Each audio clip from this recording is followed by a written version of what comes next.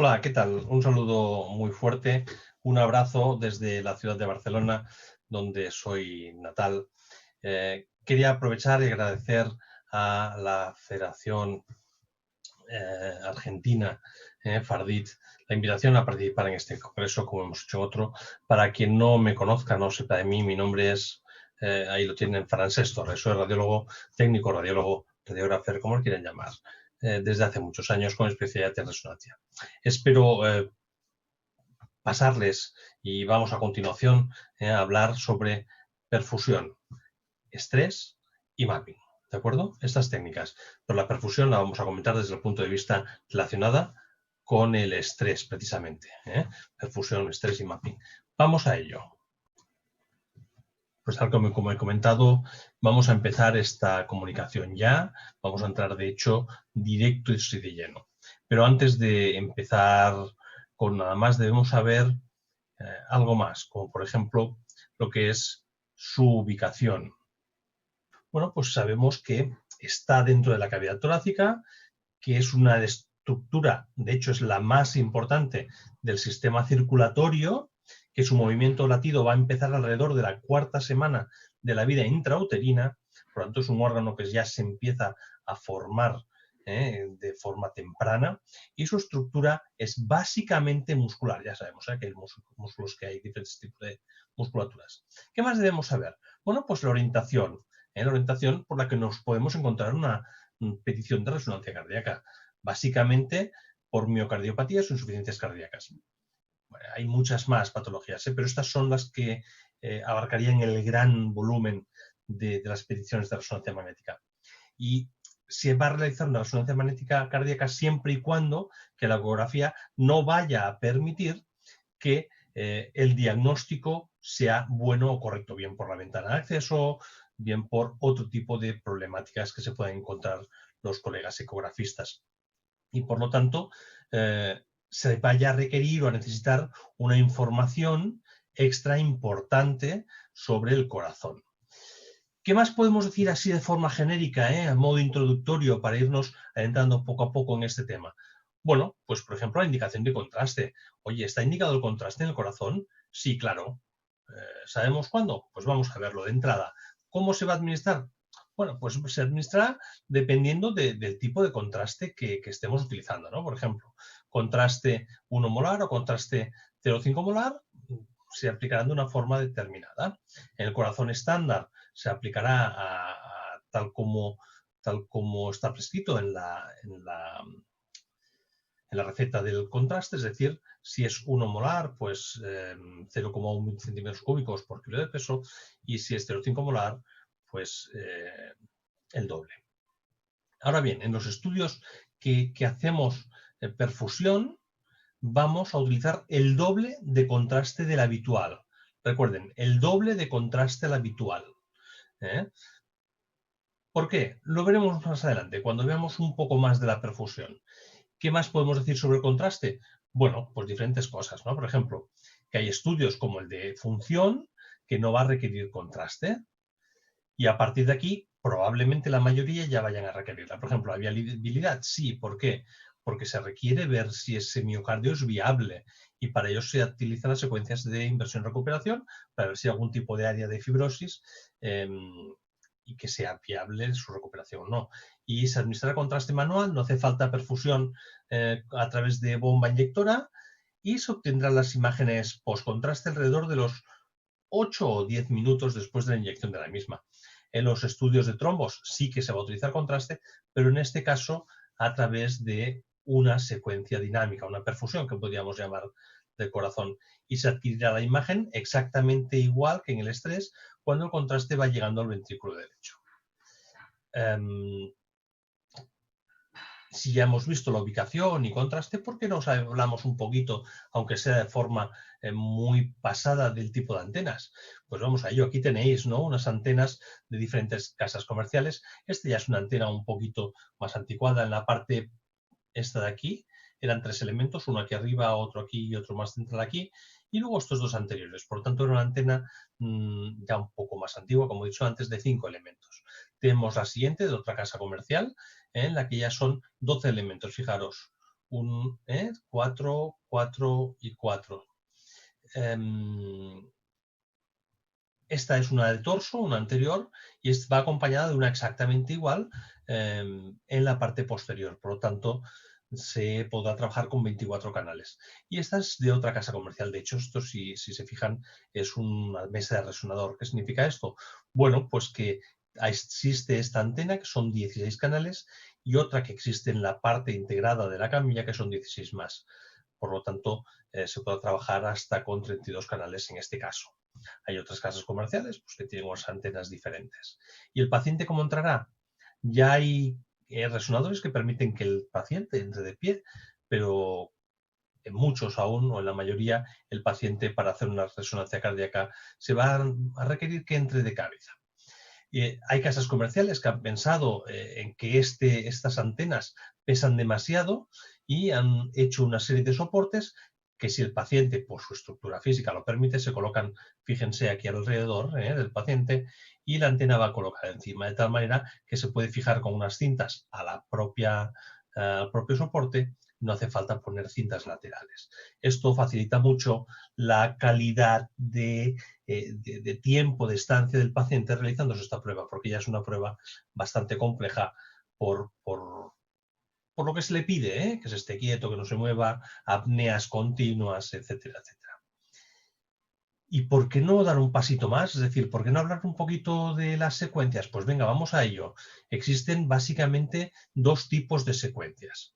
Tenemos las secuencias Spineco, que son Spineco o turbospineco, y las secuencias eco de gradiente, aquellas fast fileco, eco de gradiente, balanceadas fileco, etcétera, etcétera.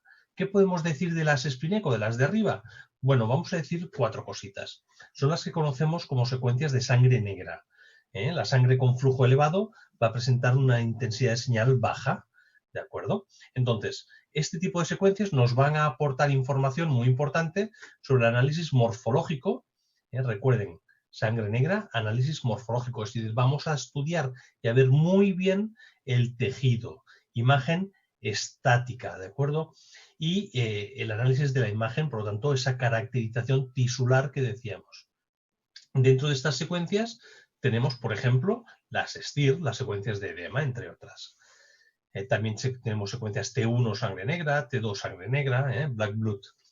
Pero también hemos dicho otro tipo de secuencias, que son las eco de gradiente, esas balanceadas, esas fileco. Estas, al igual que las otras decíamos que eran sangre negra, estas, fíjense, que la sangre cardíaca es blanca, ¿de acuerdo? Y la de los vasos. Por lo tanto, estas son secuencias de sangre blanca. Son secuencias de alta resolución temporal. Es decir, que son secuencias muy rápidas, con una adquisición terriblemente rápidas. Y al igual que las otras eran morfológicas, estas secuencias nos permiten una dualidad, es decir, nos permiten estudiar el corazón morfológicamente, pero también su parte funcional, la parte más de movimiento, para ver si hay akinesias, zonas hipokinéticas, etc. Y por lo tanto vamos a poder valorar las dos. ¿Es mejor una que otra? No. Las dos son necesarias e importantes para un solo estudio. Por lo tanto, la imagen de la secuencia eco de gradiente va a ser una secuencia, nos va a mostrar una imagen estática, porque podemos ver un solo corte quieto, o vamos a poder ver una secuencia dinámica cuando hagamos un modo cine del resto de imágenes juntas, como veremos a continuación. Por lo tanto, tal y como decíamos, estas secuencias, fíjense, nos van a permitir, en cuanto quite el puntero láser, nos va a permitir ver el corazón en movimiento.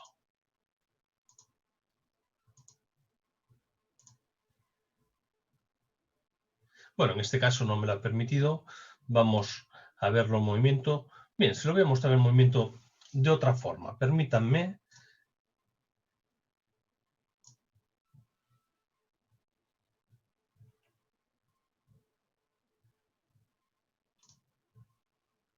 Fíjense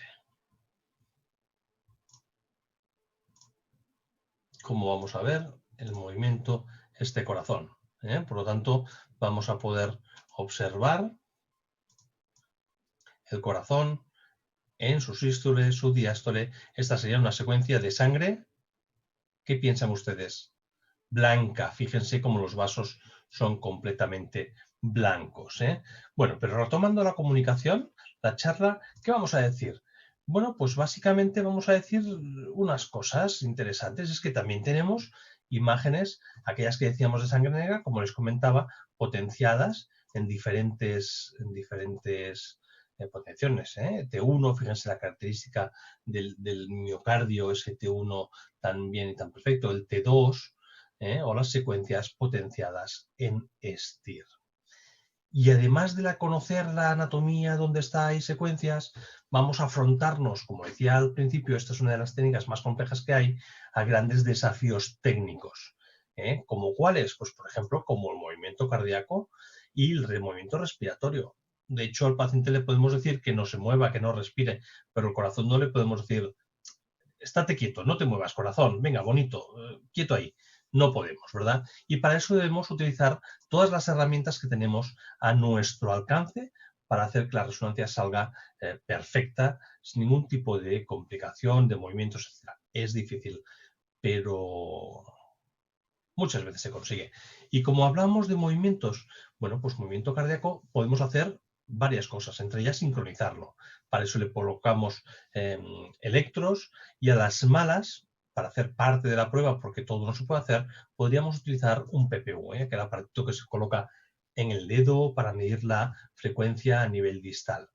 Y también podríamos utilizar secuencias ultra rápidas, secuencias tremendamente rápidas.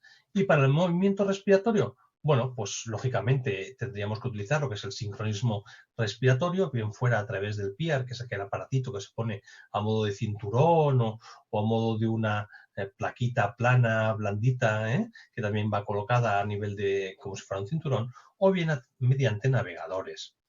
Y, como no, pues realizar las apneas necesarias al paciente. Recordemos que las apneas en el corazón se deben realizar en expiración, porque así siempre obtenemos imagen que repetida en el tiempo el corazón va a estar en la misma posición. Si hacemos inspiraciones pueden inspirar más o menos cada vez y el corazón nos va a ir cambiando de posición. Si lo hacemos en expiración, eso es más difícil que pase. Por lo tanto, minimizamos el riesgo de obtener imágenes fuera de plano. Y por lo que se refiere a las secuencias, pues bueno, lógicamente debemos conocerlas, conocer lo que es el U-blocker, conocer cuándo podemos obtener la imagen, cada ciclo, cada 2 ciclos, cada 3, o incluso trucos con los manejos de las secuencias STIR, en las cuales lo que podemos hacer a veces para engañar la máquina es obtener como si fuera a la mitad de la frecuencia, y eso ayuda a que no salga movida.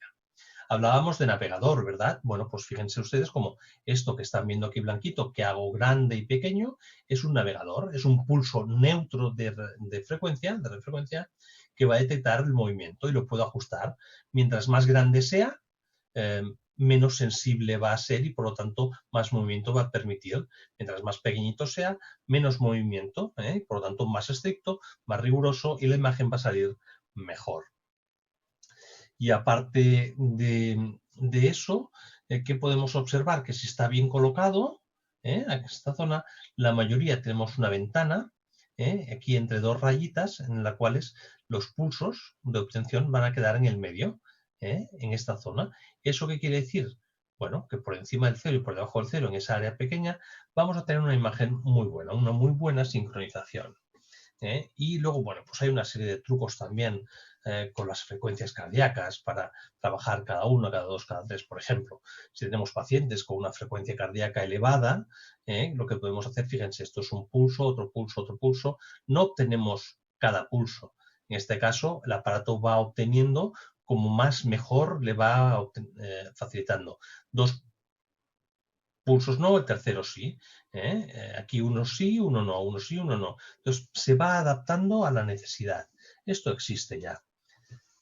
Y entrándonos o focalizando ya un poquito más hacia la perfusión cardíaca, o lo que conocemos también como primer paso de contraste de perfusión, se va a realizar en un eje corto. Pero no lo vamos a ver por aquí, no vamos a ver por aquí cómo se hace. Vamos a verlo como hemos visto antes. Vamos a verlo aquí. Ahí, fíjense. Bueno, si quisiéramos programar este eje corto, ¿cómo lo haríamos? Dispondríamos básicamente de tres imágenes importantes en las cuales esta que tienen en su ventana superior izquierda sería un eje largo, la del medio sería un 4 cámaras, donde tenemos el músculo cardíaco más grueso, que es ventrículo izquierdo, y aquí tendríamos un pequeño eje corto. Entonces, para programar esta secuencia, lo que haríamos sería abrir esta secuencia de eje corto, ubicarla. ¿Cómo hacemos? Bueno, pues lo que solemos hacer es colocarlo. Una de las opciones que existen es colocarlo siguiendo la zona valvular, paralelo a la válvula, y una vez esté paralelo a la válvula, lo ubicamos en el medio, ¿de acuerdo? A mitad aproximadamente. Lo que solemos hacer son 3 cortes. Aquí solamente hay uno puesto, pues pondríamos 3 cortes de resonancia magnética y los separaríamos con un gap importante para que los 3 cortes pudieran estar separados. Fíjense cómo hemos conseguido que estén separados, uno aquí, otro aquí y otro aquí. Y sobre el 4 cámaras, ¿qué haríamos? Bueno, pues lo que haríamos sería un corte perpendicular sobre la zona septal y desplazaríamos para ubicarlo de tal manera que un corte quede septal, más medial y otro más apical. ¿Y esto de aquí qué es? Esto es un shim. El shim es bueno colocarlo a nivel de corazón y grandes vasos. Esto nos va a optimizar todavía un poquito más. ¿Y cómo se veía, hemos dicho? Pues se veía exactamente así, de esta manera, la cual vemos el eje corto en sístole y diástole a nivel de diferentes cortes. Entonces sería un corte aproximadamente aquí, uno más medial y uno muy posterior. Pero volviendo a la comunicación en sí, ¿qué vamos a ver más? Pues vamos a ver varias cosas. Por ejemplo, ya en perfusión, decíamos primer paso de contraste. Bueno, pues eso, ya he indicado antes que lo que se va a hacer es lanzar la secuencia de perfusión, el paciente está respirando tranquilamente, el contraste, cuando ya ha empezado a dispararse la perfusión, se lanza contraste y cuando vemos que el contraste llega a este ventrículo derecho, le decimos al paciente que no respire, que haga una apnea respiratoria. Y en ese momento el contraste pasará al ventrículo izquierdo y cuando el paciente se canse ya que empiece a respirar suavemente. Lo que debemos saber que es que la perfusión cardíaca se debe realizar exactamente igual que la perfusión cerebral, a 5 centímetros cúbicos por segundo de inyección. La cantidad de contraste que le toque, ya hemos dicho que cargamos la bomba con el doble de contraste del habitual y pasamos solamente la mitad, el 50% de contraste en esta perfusión. Ahora veremos por qué. ¿Por qué decimos esto? Venga, esta paciente, fíjense, vamos a ver. Empieza el contraste, ventrículo derecho, fíjense cómo se queda un poquito más quieto y ya se ha cansado y empieza a respirar.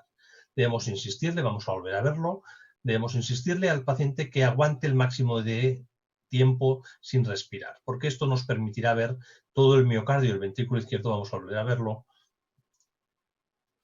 Ahí está, perfecto.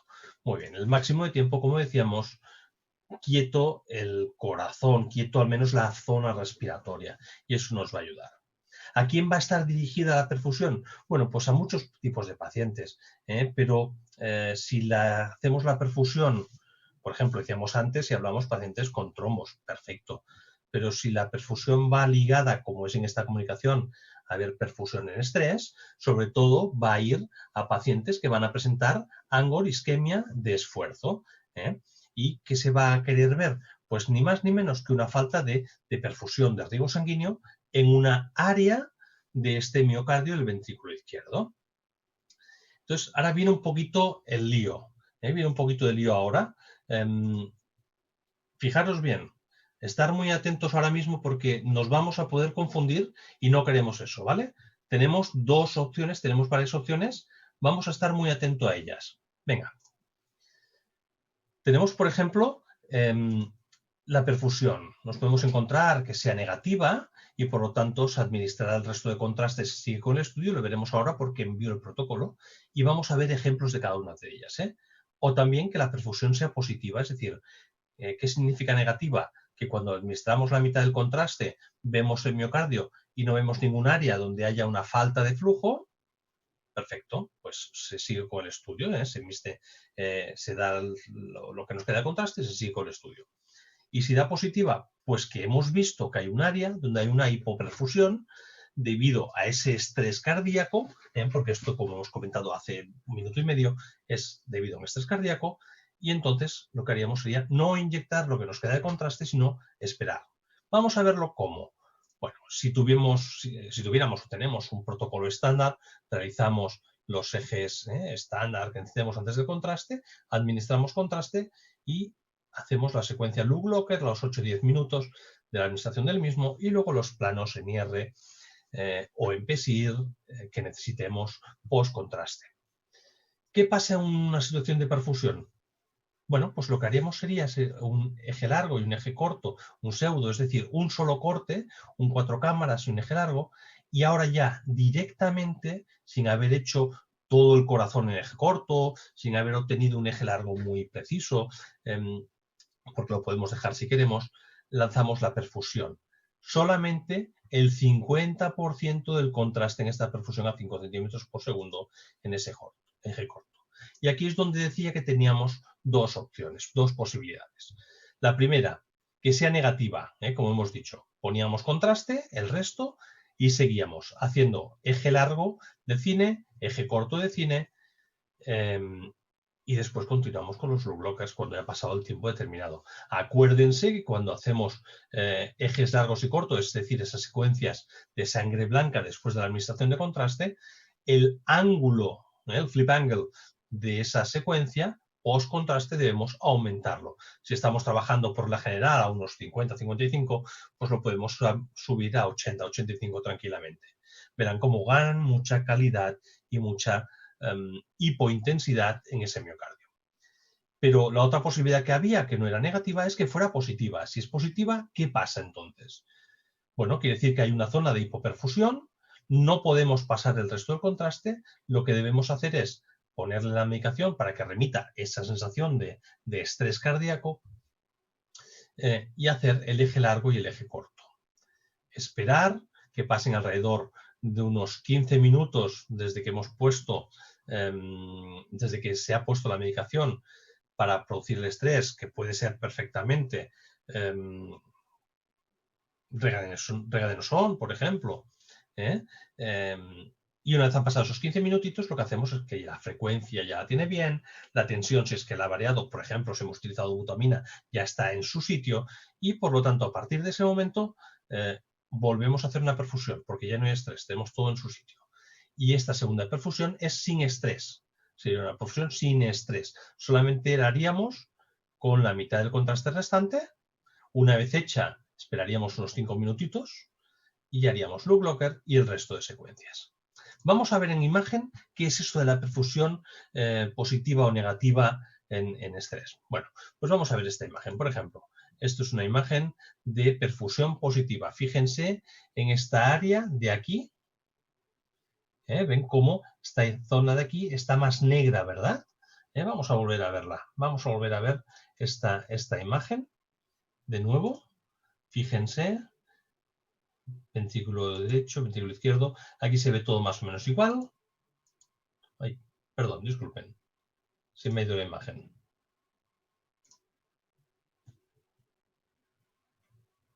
Volvemos aquí. ¿Qué zona más hipointensa con respecto al resto del miocardio? Eso quiere decir que es positivo. Ostras, pero que sea positivo quiere decir en estrés que siempre haya una falta de riesgo por falta por un estrés cardíaco.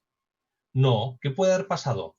También puede pasar que tengamos un paciente con un infarto o con una zona de isquemia basal ya, sin estrés. Esto es una secuencia post-contraste de versión-recuperación. Esta es un PSIR concretamente, donde vemos en la misma área que el estrés, vamos a verlo a continuación las dos juntas, esa misma área donde el estrés nos proporcionaba esta imagen de falta de riego, fíjense cómo ahora como nos va a aparecer aquí de nuevo otra vez,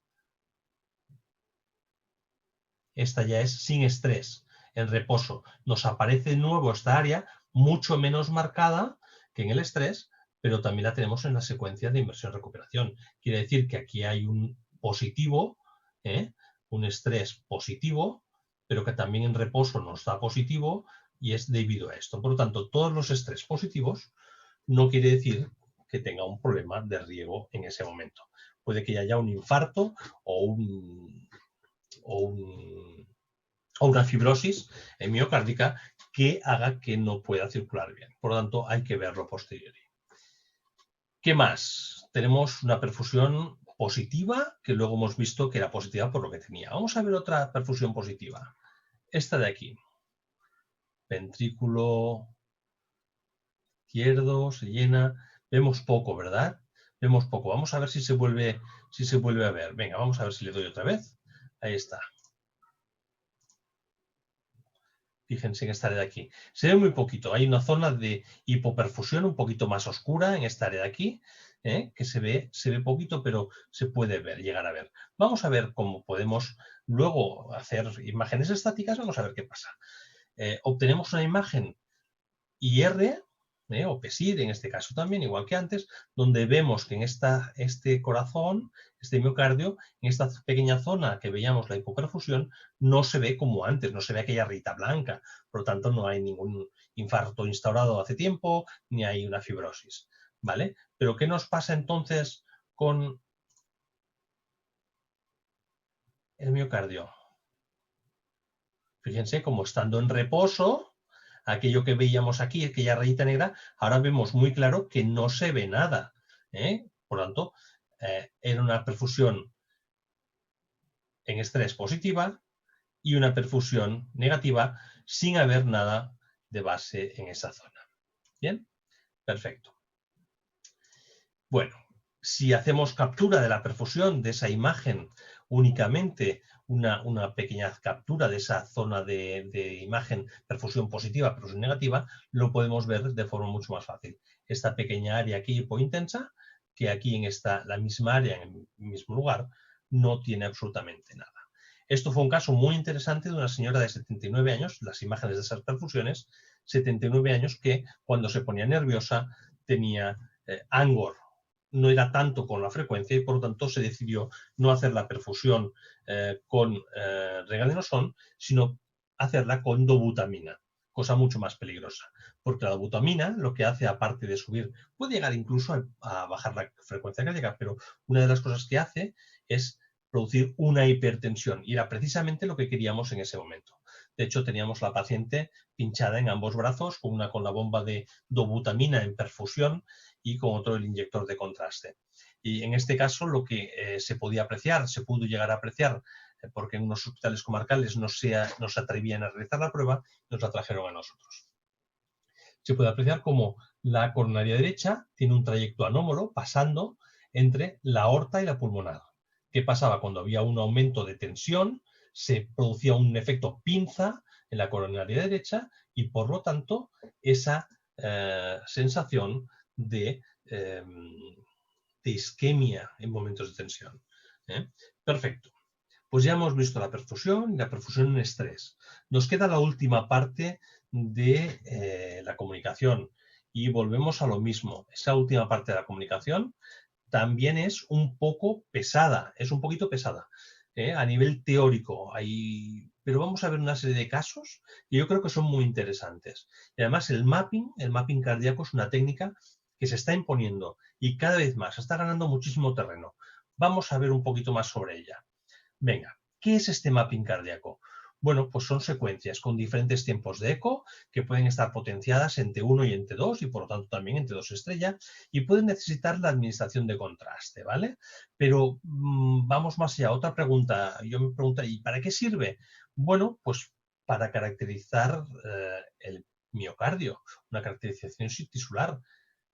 ¿Pero no teníamos ya otras secuencias? Sí, pero las secuencias estándar de corazón, sangre negra, sangre blanca, dinámicos, perfusiones, nos caracterizan. Pero vamos a ver qué importancia tienen estos mappings. ¿Por qué? ¿Qué nos van a aportar? Bueno, pues nos aportan algo más. Por ejemplo, las imágenes estándar nos aportaban información sobre la fibrosis miocárdica, ¿no? Esas técnicas estándar que conocemos, que nos han ido muy bien, nos van muy bien y son estupendas.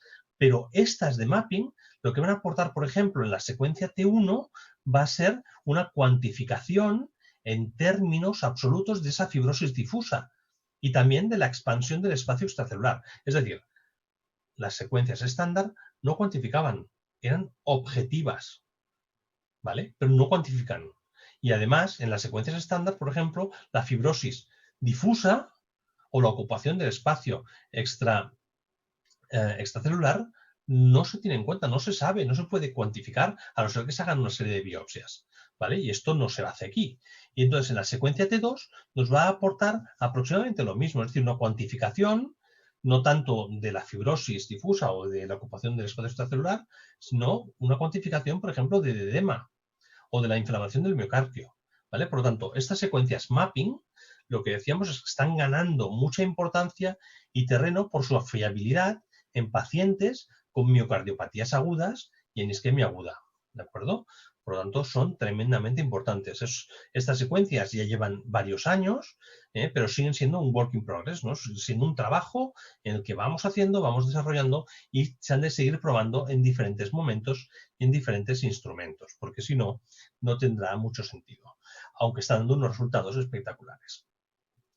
Si queremos entender un poquito el funcionamiento, debemos saber o recordar cómo funciona el músculo cardíaco.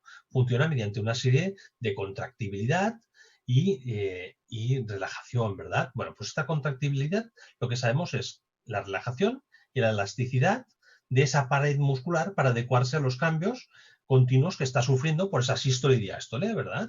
Y la composición. Bueno, pues sabemos que el miocardio tiene una parte dentro, de todo el intersticio miocárdico, y su composición son importantísimas, son claves para la función miocárdica. Si cambia la composición de dentro del músculo, esa función, esa movilidad va a verse alterada. Por eso cuando hay edemas, cuando hay líquidos, cuando hay grasas en exceso y los miocitos quedan un poco desplazados, o hay menos, es cuando tenemos problemas de función. La fibrosis miocárdica, por ejemplo, es la responsable de muchas patologías que van asociadas a disminuir esa contractibilidad, porque queda cambiado la estructura de ese tejido. Y puede producir, entre otras cosas, arritmias, incluso es la responsable de muchas muertes súbitas.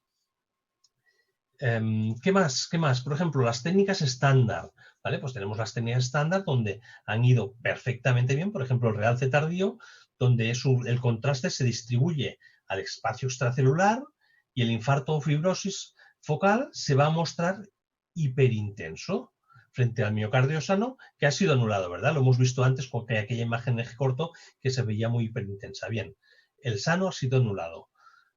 Por lo tanto, las patologías difusas, y aquí está el quid de la cuestión, pasan desapercibidas muchas veces en las secuencias estándar. Y por eso estas técnicas de mapping, por ejemplo el mapping T1, que va a permitir valorar las enfermedades difusas del miocardio, como la fibrosis intersticial, entre otras patologías, de una forma muy buena, sobre todo patologías infiltrativas, sin necesidad de biopsias, y pudiendo estudiar todo el miocardio, ¿de acuerdo? Muy bien. Y las técnicas de mapping, por ejemplo, lo que decíamos antes, a diferencia de las estándar, es que van a permitir cuantificar eso. Es decir, permiten cuantificar el tiempo de relajación de los tejidos. ¿Por qué? Porque como son secuencias que utilizan diferentes tiempos de eco, cada píxel tiene un tiempo de eco y cada píxel se va a poder comparar con el siguiente tiempo de eco, a ver cómo suena y cómo resuena, qué imagen tiene. Y por eso se puede cuantificar, porque está cuantificado la señal de cada uno de ellos. ¿Qué más podemos explicar? ¿Cómo se hace? Bueno, pues lo que hemos dicho ya, diferentes tipos de ecos. Pero vamos a mostrar una imagen de cómo es una imagen de mapping. Por ejemplo, esto es un mapping T1. Son 13 tiempos de eco por regla general, donde vamos desde el eco primero al eco último. Y fíjense cómo va cambiando. Y luego, ¿qué obtenemos? Una serie de mapas, básicamente dos. Serían estos. Se ven muy pixelados, muy granuladitos. Y ya está hecho así expresas.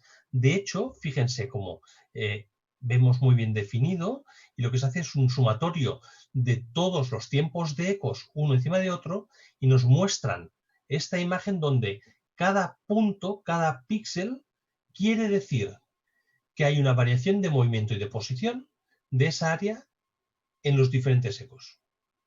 Es decir, por ejemplo, esta parte del miocardio o esta parte de aquí que tiene tantos píxeles, ¿qué significa? Que el paciente ha respirado, que ha habido una arritmia, cualquier cosa que hace que esta zona de aquí sí que ha estado quieta y pertenece a la misma área en los diferentes tiempos de eco, y esta de aquí hay una alteración, y esto nos lo muestra. Esto es buenísimo, porque aquí no vamos a poder realizar las mediciones. Aquí sí vamos a poder realizar mediciones, porque necesitamos un tiempo bueno y que esté siempre en el mismo sitio, ese miocardio. Si no, los valores que nos darán serán completamente erróneos. ¿Cómo se maneja el T1, por ejemplo, mapping? Bueno, pues podemos hacer un T1, ya que es T1, podemos hacerlo sin o con contraste. El T1 sin contraste también se conoce como nativo. Lo que hacía, repetimos, es cuantificar la señal T1 del miocardio tanto en la parte extracelular como en la intracelular. Y la señal o valor que se debe esperar es específico para cada resonador. Fíjense bien, es específico para cada resonador. De la misma manera que postcontraste también tiene unos valores que son específicos para cada resonador. El valor T1 nativo va a aumentar con la fibrosis, el edema y otras enfermedades. ¿De acuerdo? Y el valor T1 nativo, al ser postcontraste, ¿qué pasa? Como es T1, que acorta los valores T1 allí donde llega el contraste o donde se acumula. Entonces, si existe fibrosis focal o difusa o expansión del espacio intersticial, va a ser donde se produce una sustitución de esos miocitos por otra sustancia, tendrán un tiempo de T1 más corto que el resto de miocardio normal. ¿De acuerdo?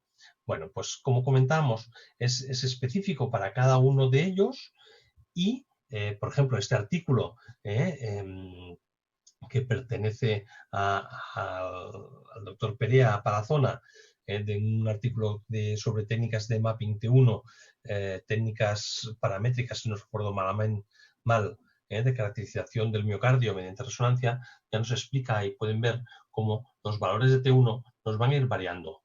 Nos van a variar en función del campo magnético, pero incluso también pueden variar un poquito en función del resonador utilizado. Por lo tanto, como resultado de estos valores, se va a poder obtener el volumen extracelular cardíaco, lo que conocemos como BEC. Venga, ya estamos acabando, nos quedan solamente 8 diapositivas. ¿Qué más podemos decir? Bueno, pues que el mapping T1 se ha de adquirir a partir de los 15 minutos de la inyección del contraste. Por lo tanto, no, el nativo es siempre precontraste, al igual que los mapping T2 o los mapping T2 estrella que veremos a continuación.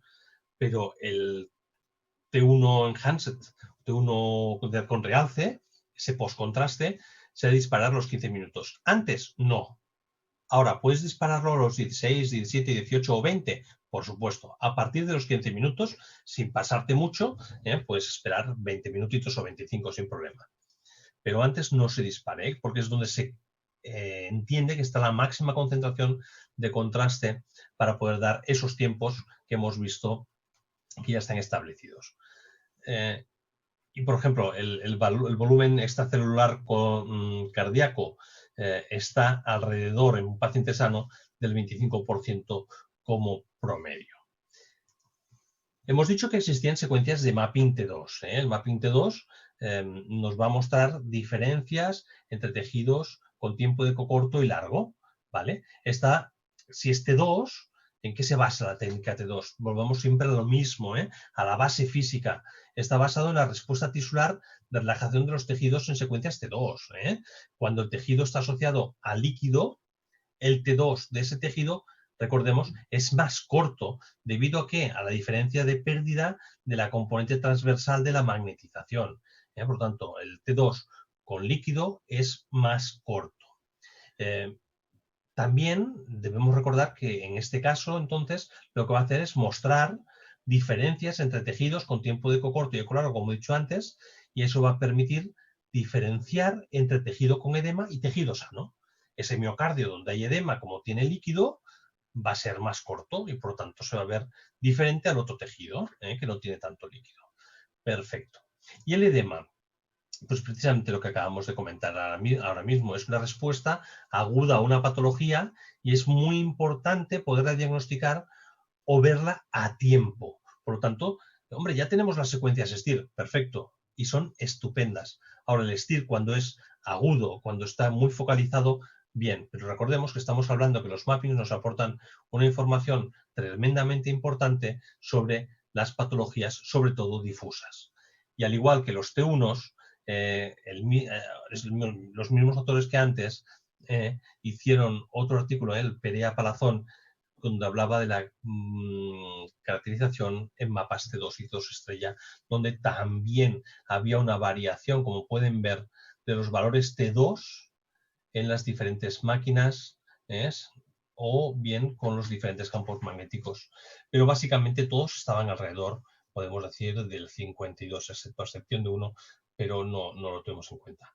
Por eso es importante saber con qué resonador trabaja cada uno, para, si se quiere fijar y tiene interés en mirar estas cosas, y luego poder hacer reconstrucciones de mappings, o saber de qué va al menos.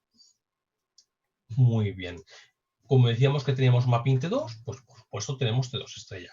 ¿Y el T2 estrella qué nos va a aportar? Ya hemos hablado de lo que nos aporta el T1, de lo que nos aporta el T2. ¿Y el T2 estrella el qué? Piensen un poco. Venga, ¿qué nos aporta este T2 estrella? ¿Qué nos aporta? ¿Lo sabes? ¿Piensas en algo? Recuerda, ¿para qué utilizamos T2 estrella? T2 estrella, mucha sensibilidad, mucha susceptibilidad magnética, ¿verdad? Hacemos secuencias, por ejemplo, en hierro o en riñones, para pacientes con hemocromatosis, ¿verdad? Pues efectivamente, exactamente lo mismo. Pacientes con hemocromatosis a nivel cardíaco, es decir, ver la carga férrica en el corazón. Venga, pues, ¿cómo lo utilizamos? No sino cómo utilizamos todos. Lo que comentaba antes, aquello de los píxeles, recordemos, el píxel significa que el paciente o esa parte del corazón se ha movido en los diferentes tiempos de eco del T1 o en los diferentes tiempos de eco del T2 y nos lo muestra así para que no lo eliminemos. En este caso, se trata de un paciente joven, sano, el cual se le hace un screening cardíaco porque tiene familiares con miocardiopatía no compactada. ¿Qué es lo primero que debemos observar? Lo primero que debemos observar es que la curva que nos hace es una curva correcta. Es una curva como si fuera un tic. Esa curva con tic nos muestra que es correcto los valores que salen ahí. ¿Qué más? Bueno, pues lo que sabemos es que podemos realizar un ROI sobre el miocardio, esto se extrapola y nos muestra esto de aquí. ¿Dónde vamos a ir a parar?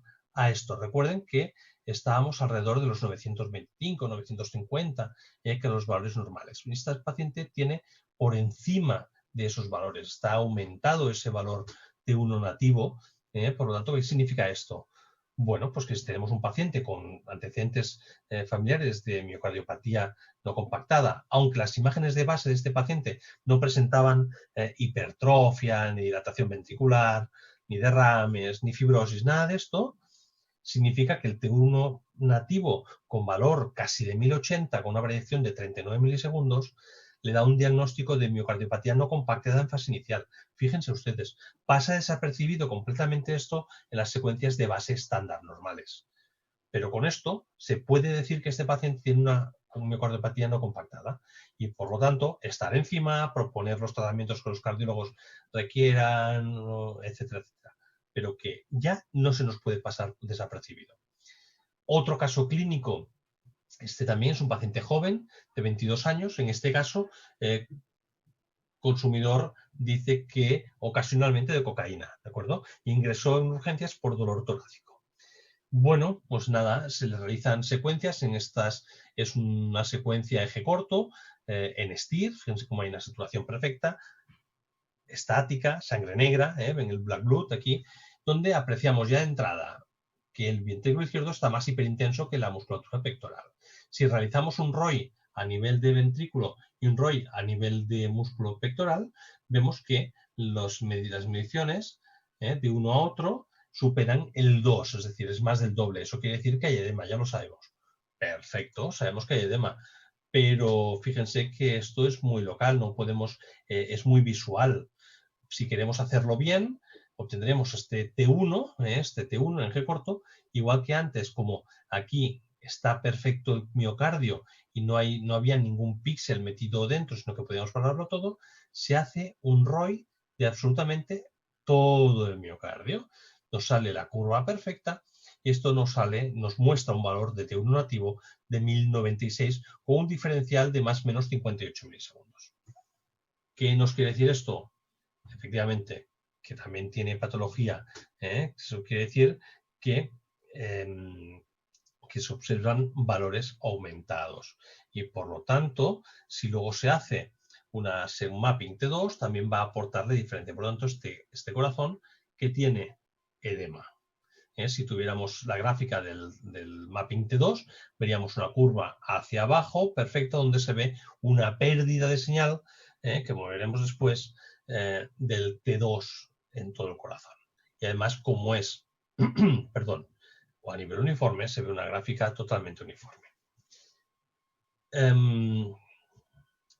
Otro paciente. Este caso es un paciente de 56 años con antecedente de linfoma B en el año 2012. Estamos en el 2020. Es un paciente de hace pocas semanas.